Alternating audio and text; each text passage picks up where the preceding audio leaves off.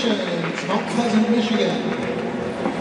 Before we have our Eagle Spirit Singers Well Variety Movements host drum, we'd like to go ahead and to ask our elder, Don Koyas, the founder and president of White Bison, for some closing remarks on this very special day, this journey for forgiveness.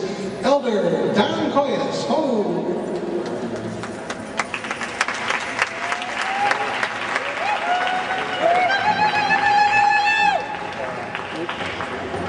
That container under the hoop.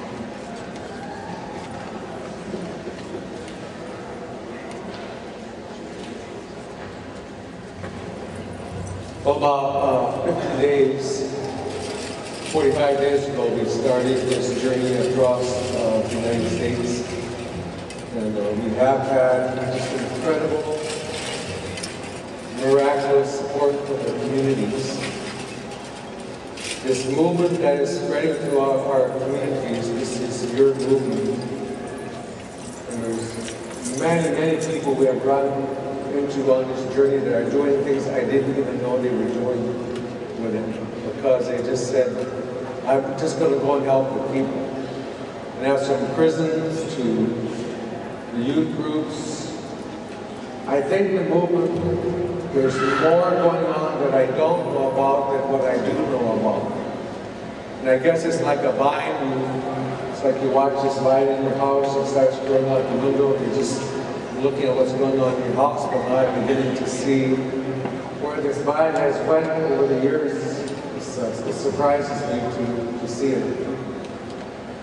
The elders told us at this time of healing, they said we're going to see young people with old spirits. A lot of you know exactly what I mean, because some of those young people with old spirits, those are your children that we're talking about. That they're going to be very involved, in this movement as it continues to grow. There's a strong interest of bringing the Well Variety movement to Canada. We were visited by some elders from Australia, the Aboriginals, so it looks like your movement is going to be heading over that way also.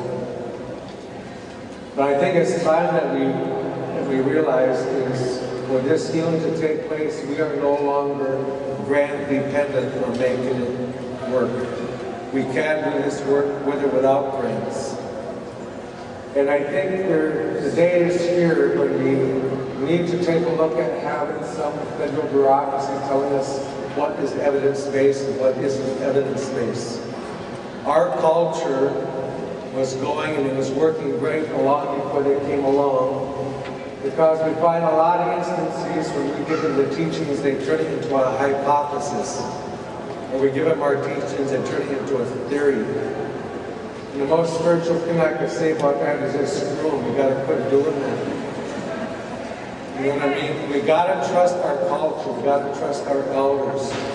We have to trust our teachings. And as long as you can see that it is in harmony with the principal laws and values, we're in a good space and we can do that. In this container here, we have just a few under 7,000 signatures on a petition that you guys have either signed, some of you have circulated them around your communities on our website. We took a number of different channels to get this petition to President Obama. The Senator Brownback, we worked through that office, Senator Bourne's office in Oklahoma. They have submitted this bill for the apology. President Obama also has Jody Gillette, her name is. She's probably one of the first Native people who actually assigned to the White House as interagency staff person. And I talked to her as well as yesterday, and we were hoping to have a representative from the White House to accept the petition and the letter of request for an apology. But if you've been watching the news, there are a lot of things going on internationally, and a lot of priorities are going on, and so we were not able to do that. So we will continue if you will help to gather more signatures. We really want to deliver 10,000 minimum signatures there, so we can get a form off our website, and we can sit back at our table, and we can take them back to the communities to get people to sign in, and then fax or send them to us. That would be really great. There are also a couple of lobbyists that are helping work this system to get it into the White House. The latest we got, just about 45 minutes ago, we got a call from a person who happens to be good friends with Michelle Obama. And so they're talking this afternoon. I guess if anybody could make him do it, it would be her. I suspect she could do that.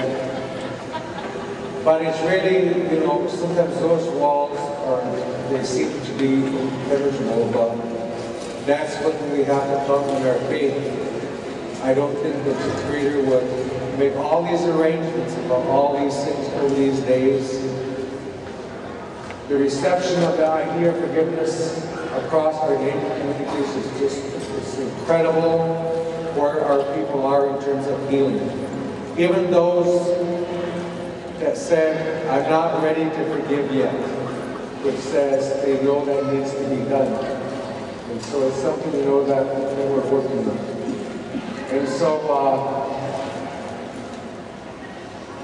I just want to thank everyone for all the support. You guys are just awesome, just awesome. What has been done to help us to make this journey across the United States. And so a couple of things, when I get back, I will take all that tobacco and I will go fast up in the high country to Vancouver for 4 days. And to let the Holy Spirit take those prayers and the tobacco to take it all the way around our whole Mother Earth. So we'll do that. If you watch the website, whitebison.org, you'll see we will be coming back across the country with a series of great workshops teaching us how to breathe. Because many of us, we don't know how to do that very well. We used to know how to do that very well.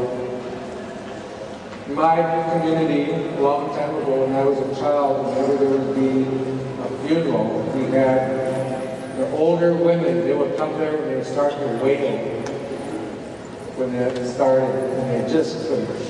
It was so strong in the way that they did that. It was, I was just a little kid, but I just cried because everybody else was crying. I didn't know why I was, but they knew that that was a part of our healing, that we had to get those tears out. We had to get those feelings out. And in our community, there's some things you have to do, but then at the end of the year, you have to have a feast, and everybody comes together. And different tribes did that differently. But when the assault came on our communities, as I said earlier, 99% of our population was wiped out by 1920. 99%. United Nations, if you look at how they call it, that's what's called a genocide. That's what they call what happened to us. The intentional killing of people. There are bounties. There are many things that happened, but it's like Forrest said, we're still here. So I believe our last test in the court of the